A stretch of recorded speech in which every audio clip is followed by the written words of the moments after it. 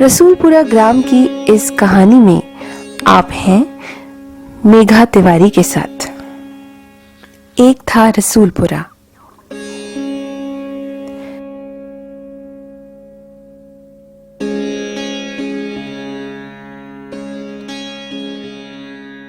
भारत के महाराष्ट्र राज्य का एक सामान्य सा जिला है औरंगाबाद। इस जिले के तालुका खुलताबाद की अत्यधिक ऊंची एवं दरू पहाड़ी पर 3 टोलों में स्थित है एक मुस्लिम बहुल गांव रसूलपुरा। बुनियादी जरूरतों के लिए तरसता एक ग्रामीण समाज। देश को आजादी मिले लगभग 70 वर्ष बीत गए, फिर भी विकास के नाम पर कुछ नहीं। सरकारी दावों को चिढ़ाता सा। बिन पानी सब सून। स्वच्छ भारत अभियान के जमीनी हालात को तो छोड़िए, साल भर पीने के पानी की व्यवस्था भी नहीं रसूलपुरा में।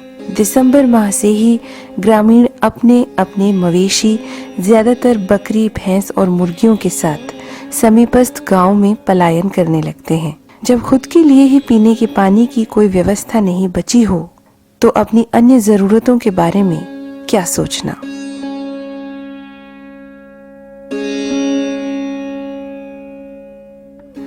जिला मुख्यालय से मात्र 16 से 18 किलोमीटर दूर स्थित इस दुर्गम एवं दरूह गांव की आबादी लगभग 1000 है।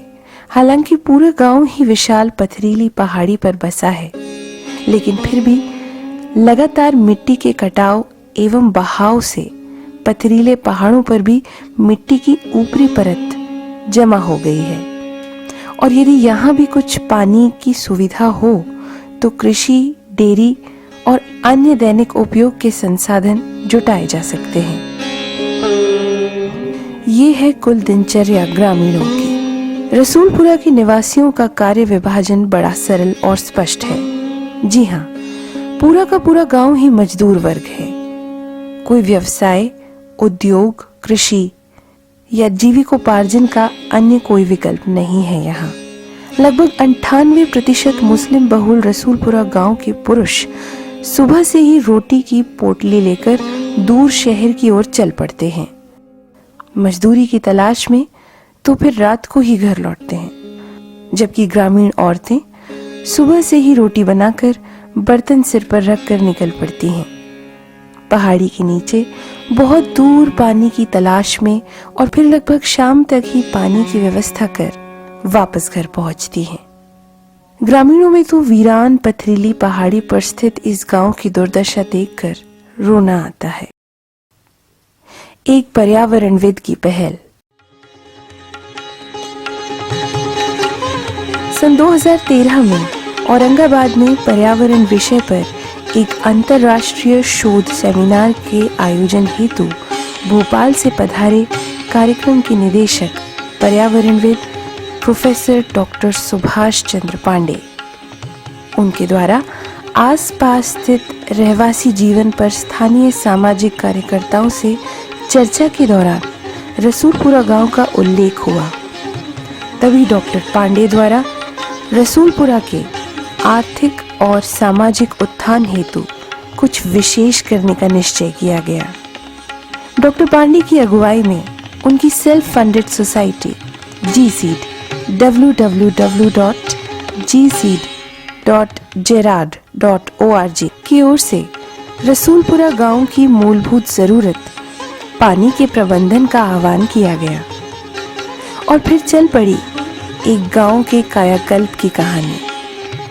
हालांकि रसूलपुरा गांव से 700 से 800 किलोमीटर दूर बैठे किसी व्यक्ति के लिए एक नितांत अनजान और विकट स्थान पर इस तरह की दरूह सामाजिक कार्य करने की अपनी जिद को पूरा करना आसान नहीं था। परेशानी तो आर्थिक तंगी और मैन पावर की भी थी। ग्रामीणों का सहयोग। शुरुआत में डॉक्टर पांडे और उनके सहयोगियों द्वारा ग्रामीणों के साथ रसूलपुरा के विभिन्न क्षेत्रों का गहन भ्रमण किया गया। उसके बाद ग्रामीणों को अपने द्वारा किए जाने वाले कार्यों की जानकारी समझाई गई। इसके लिए उनकी लिखित अनुमति और सहमति भी ली गई। उसके उपरांत तो मानो पूरा गांव ही उत्साहित होकर इस अजूबे कारनामे का चश्मदीद बनने को आतुर हो गया। स्थानीय सरपंच सहित तमाम ग्रामीण अति उत्साहित होकर इस कार्य को अमली जामा पहनाने के लिए जुट गए। डायनामाइट के विस्फोट द्वारा बनाया बेस। दुर्गम पहाड़ी पर जल प्रबंधन का कार्य आसान नहीं था, इसलिए अनेक विशेषज्ञों एवं रसूलपुरा ग्राम पंचायत की सलाह लेकर डायनामाइट की मदद से चट्टान में विस्फोट किया गया, जिससे प्रस्तावित डैम का बेस तैयार हुआ। आगे आए एक्टिविस्ट और शुरू हुआ निर्माण।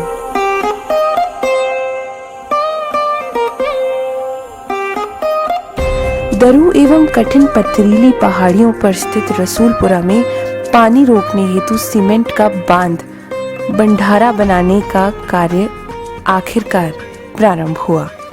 डॉक्टर पांडे द्वारा रसूलपुरा गांव के आर्थिक और सामाजिक विकास की दिशा में की गई ऐतिहासिक पहल की चुनौती कभी पूरी नहीं हो पाती यदि यहाँ पर एक डैम बनाने की उनकी संकल्पना को कुछ एक्टिविस्ट द्वारा निस्वार्थ भाव से पूर्ण सहयोग प्राप्त नहीं होता।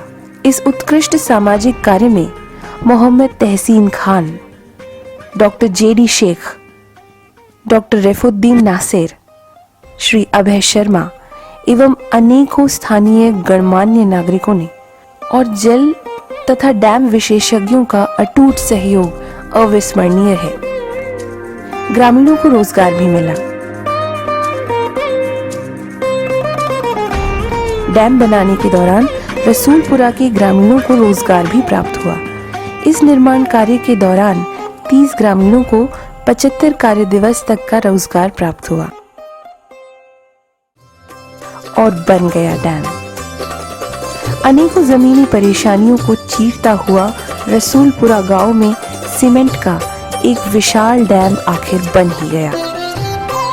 लगभग 11 फीट गहरा, 10 फीट चौड़ा और 120 फीट लंबा बनाया गया यह डैम एक विशाल जनसंग्रह का साधन हो गया।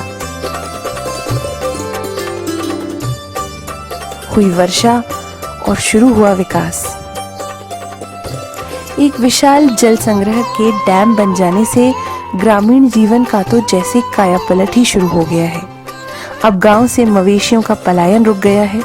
डैम में मछली उत्पादन के लिए कल्टीवेशन प्रारंभ हो गया है, जो कि मुस्लिम बहुल समाज के जीविकोपार्जन के लिए सभी के लिए एक आसान खुला अवसर होगा। अब रसूलपुरा में डेयरी उत्पादन की संभावना भी बढ़ गई है।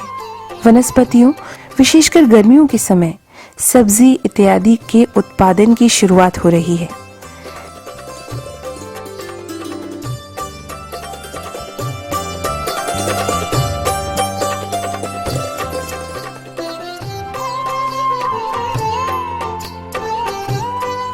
स्वाभाविक रूप से इस विशाल जल संसाधन के चलते पशु पक्षियों ने इस नए रैन बसेरे पर अपनी चहलकदमी प्रारंभ कर दी है, जो कि न केवल उनके बल्कि ग्रामीणों के जीवन में भी असीम संभावनाएं लेकर आया है।